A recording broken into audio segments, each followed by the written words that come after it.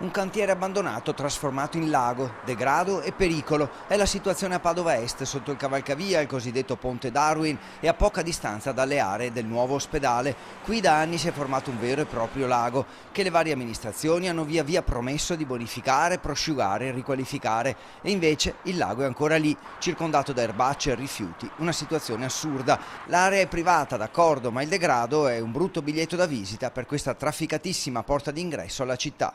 È un'area degradata che sicuramente andrebbe riqualificata, perlomeno sfalciare l'erba, mettere in sicurezza la recinzione. Adesso è aperta, quindi quest'area va senz'altro messa anzitutto in sicurezza.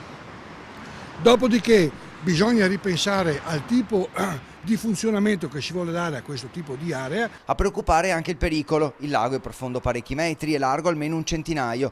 Tra un mucchio di rifiuti e una recinzione divelta c'è addirittura un cancello completamente aperto. Sono i cancelli aperti in questo laghetto artificiale che è un invaso praticamente da un cantiere allagato e abbandonato.